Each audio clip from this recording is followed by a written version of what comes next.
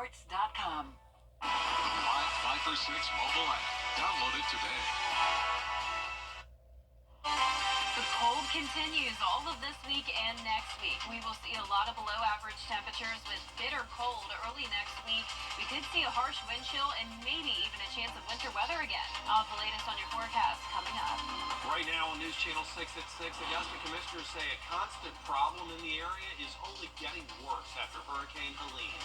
How city leaders hope to address the illegal signs problem. As your News at 6 starts now.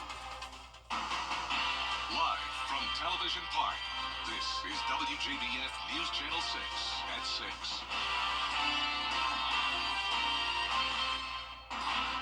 Good evening, everybody. I'm Brad Means. And I'm Jenny Montgomery. Thanks for joining us. Coverage you can count on begins in Aiken County, where leaders are trying to figure out how many homeless people are there. It's called the Point in Time Survey. They do it every year. And there's our Aiken Bureau Chief, Sean Cabbage-Stock, live with more on this count and just the challenges of homelessness. Sean? The point-in-time count tracks homelessness for one night. It accounts unhoused people in camps, shelters, and soup kitchens. It's a quick snapshot to find out where help is needed the most.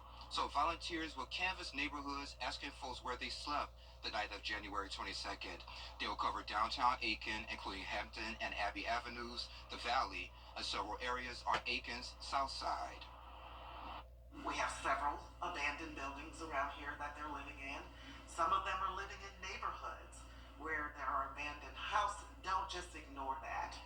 Do something about it, because we need them to do their part so that we can do our part with the homeless. Jenny, the point-in-time count is scheduled for January 23rd through the 26th, and volunteers are needed. Of course, we have that information on WJBF.com. Live in Aiken, I'm Aiken Bureau Chief Sean Cabbage-Stock, WJBF News Channel 6. That live report. And 1 week from today, the Homeless Task Force will conduct its count of the homeless population in Augusta. Volunteers are also needed. They'll identify how many homeless there are in encampments, shelters, and soup kitchens. To sign up, you can just head to our website, WJBF.com. It is time now for our first check of our weather with Chief Meteorologist Jenna Petracci. Jenna, a beautiful day today, but chilly. That's right. Definitely cold once again. We're getting used to it at this point. The temperatures just really haven't budged much. And we had beautiful sunny skies, but now we do have some cloud cover moving in. And you can see that here on our Terry Lambert Hyundai Skyview cam looking across the river into Augusta. Just some high-level clouds won't bring us any rain today. Our almanac shows we were dry with a low of 25 degrees, which means we were 10 degrees below our average of 35. Nowhere near our record low of 14, though, thank goodness. And check out that record high of 84. Wouldn't that be nice after all the cold we've been dealing with? High today was 57, so not too far off from our average of 59. And now we're sitting at 49 in Augusta, 51 in Thompson, 51 in Evans. Millen, you're at 52. Sylvania at 49. Upper 40s as well in Gibson, 50 in Sparta, 52 in Waynesboro. And the relative humidity was very low today, so we do have dry air and high pressure in control. That's driving in a northwest wind, 6 miles per hour in Augusta, 4 in Waynesboro, 9 in Washington, with gusts occasionally up to around 20 miles per hour. So you can see the clouds are taking over here on satellite and radar, but no rain nearby. All of the southeast nice and dry with just this weak disturbance to the north of us. We're going to keep things dry and partly cloudy tonight, upper 30s by 9 p.m. And once the skies become mostly clear and the winds settle down, we will fall to 29 as our low tonight. Upper 20s sticking around for lows, highs in the 50s. We'll see a little bit of a warm up this weekend with some rain chances, but then more cool air takes over next week. I'll have your full 10-day forecast coming up, but back to you. An arrest tonight to tell you about in the shooting death of a man in Waynesboro over the weekend. Julian Bright is charged with murder in the death of Raynard Ellison. Ellison shot outside the Magnolia Acres apartment complex in Waynesboro early Sunday morning. Police say Bright turned himself in that same night. He is facing murder and weapons charges. A Richmond County deputy is behind bars tonight. According to investigators, Deputy Sean McKenzie responded to a call where a woman claimed her husband had threatened her and gave Deputy McKenzie a gun case containing a specialized knife for safekeeping. When her husband came to get the case from the sheriff's office, he noticed the knife was missing. After an investigation, Mackenzie admitted to taking the knife to his house. He has been charged with felony theft and violation of oath. A constant problem in Augusta is getting worse, and city leaders say it is time to act. The problem? Illegal signs in the right-of-way. And since the hurricane, they are popping up everywhere. George Escala has the story. Signs of the times for local residents as well as visitors to Augusta. I drive back and forth from Macon to the VA, and I see it all the time. It just, we gotta do better. Illegal signs on city right-of-way violate state law and city code. But since the hurricane, the signs have exploded along the right-of-way, even climbing utility poles. The eyesores catching the eyes of city leaders. So just having signs laying around all over the place, it's just, we don't need any more junk added to the city. Augusta has waged battles against the illegal signs in the past, but say the current situation is as bad as it's ever been. Oh, it hasn't been this bad. During the ice storm, nothing like this. It's overtaking just about every right of way, every traffic circle, almost all the telephone poles. City leaders bringing their sick and tired of the signs feelings to the commission floor. But we're told by code enforcement it could be worse. There's already been one major sweep of the city. We've already swept in our first half, I would say 50% of the county, and we pulled up over 400 signs, so we're still in process. But even after a major sweep, the signs still clutter the landscape. Don't look too good. It's downgrading the city. I believe that's what it's doing. You know, it doesn't look like it used to look. It's taking over, and it needs to stop. The signs are standing, and for many, what's gone up must come down. In Augusta, George Escala, WJBF, News Channel 6.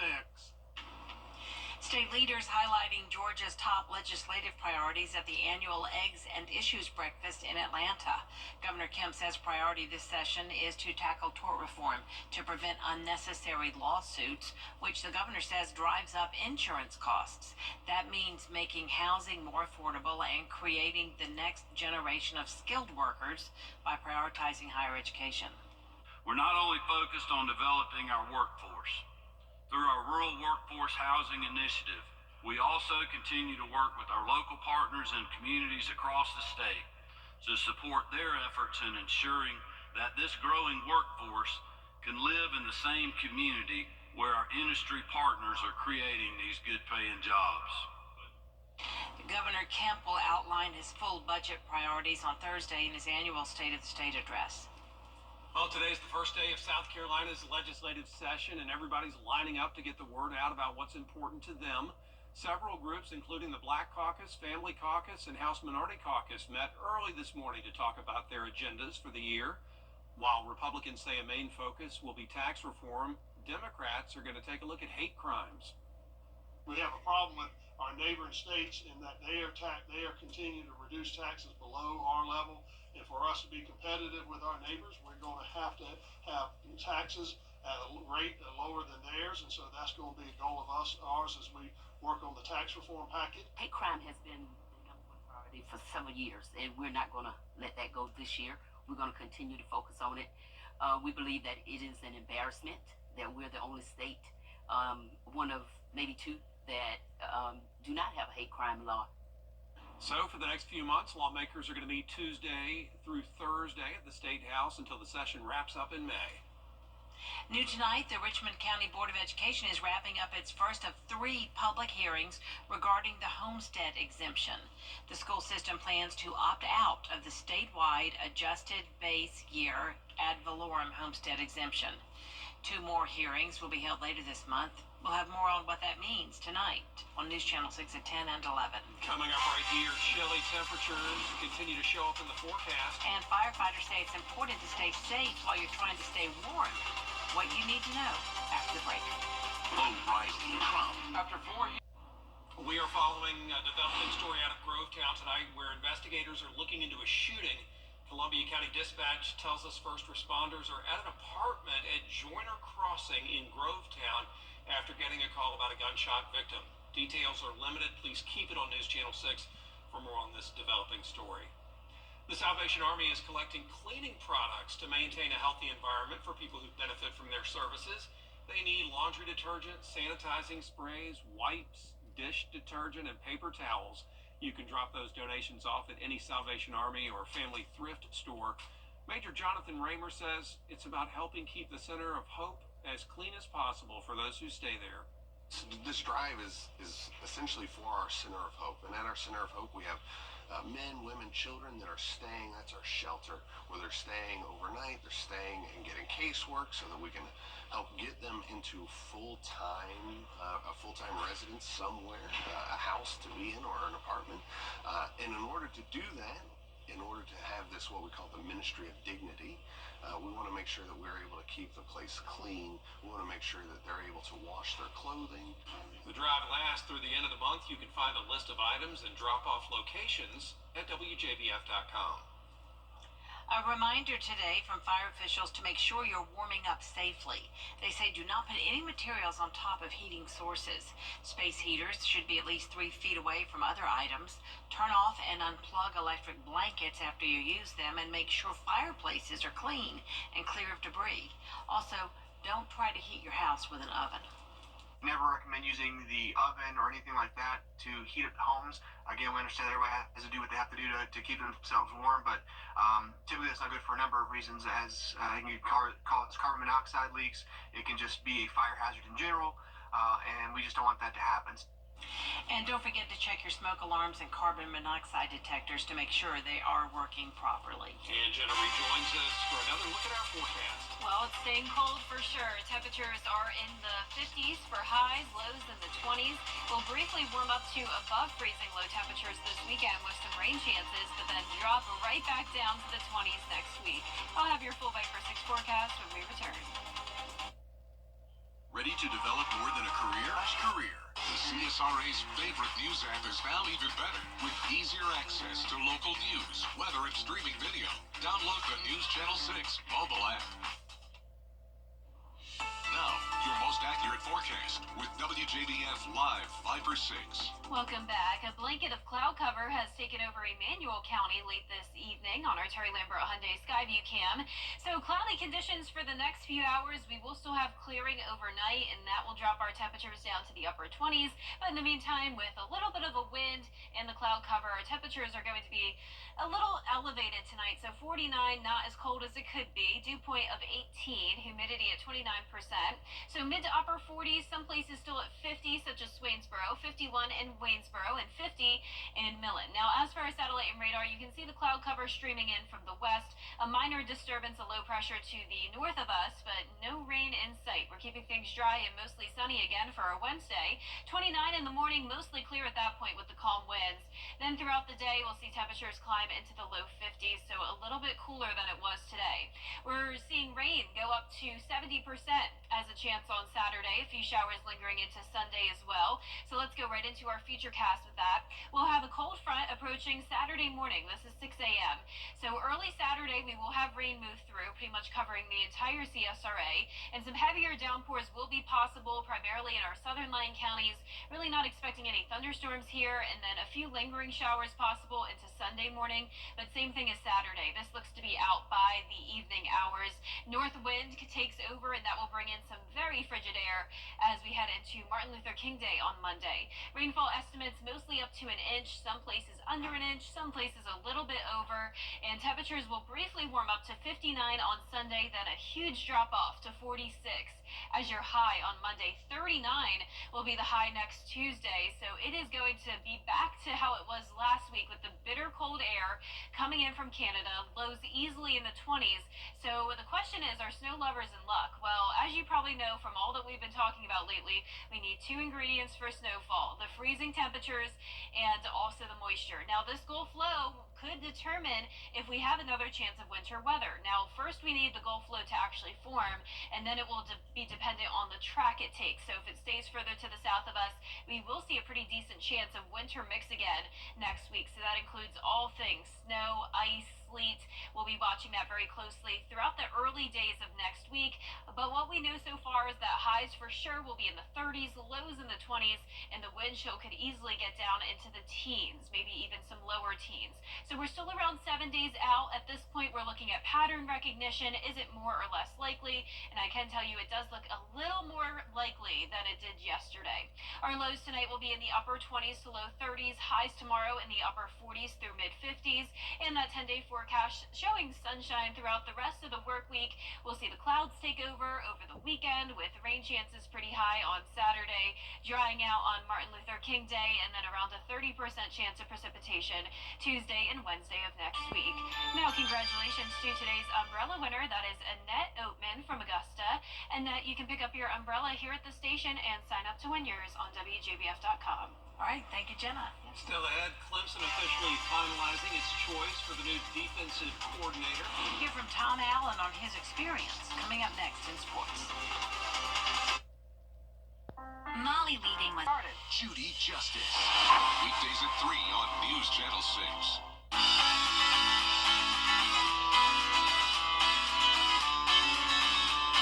Follow News Channel 6 on Instagram. Now, WJBF sports coverage you can count on. For the second time this season, the South Carolina women's basketball team was named the USBWA Team of the Week. This comes after victories over 7th-ranked Texas A&M and a dominant victory over the Texas Longhorns. The Gamecocks have now won 51 SEC regular season games in a row. The team has already posted 5 wins over ranked opponents this season. In their SEC opener against the Aggies, 6 players scored in double figures, with Joyce Edwards leading the way with 19 points and 10 rebounds. Then on Sunday, they put on a defensive clinic, beating the Texas Longhorns 67-50. And this week, 4 Gamecocks have averaged double figures. Habit of defending, is one of our stronger points. The habit of sharing the basketball and moving the ball has become a habit. Our ability to rebound has been inconsistent. Or box out has been inconsistent. That's what we got to get better at. South Carolina. And the South Carolina Gamecocks will hit the road to face 19th-ranked Alabama on Thursday at 7 p.m.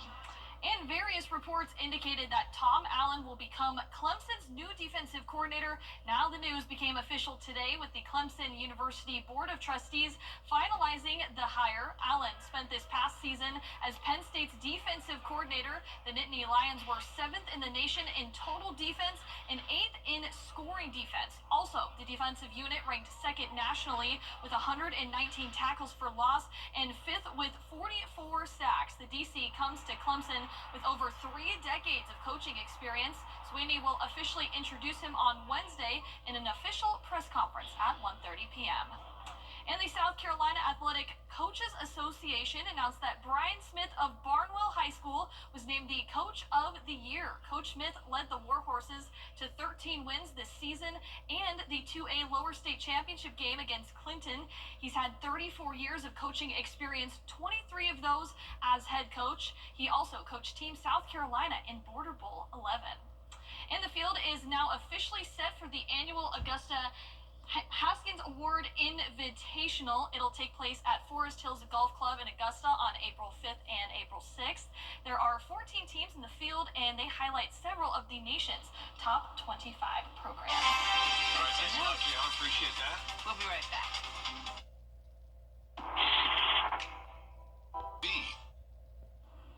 Sunshine and cool weather the rest of this week, then a little bit of a warm up as we head towards the weekend. Low of 43 Sunday morning with a high rain chance Saturday. Then next week, getting much colder. Well, cat lovers can now add earthquake detection to the list of the animal's positive attributes. Several cats appeared to sense an earthquake just seconds before it hit Japan yesterday. You can see the felines were hanging out when they suddenly raised their heads and looked up. Some even jumped down to the ground level. About 10 seconds later, an earthquake rocked the area. Turned out to be a 6.9 magnitude quake. Yeah, they have a sixth sense, I guess. They do. Wow. Well done. Well, that is our report for now. We certainly appreciate you watching. We will be back at 7 o'clock, which is coming up right after World News tonight. And then we'll see you again for News Channel 6 at 11. Have a great evening, everyone.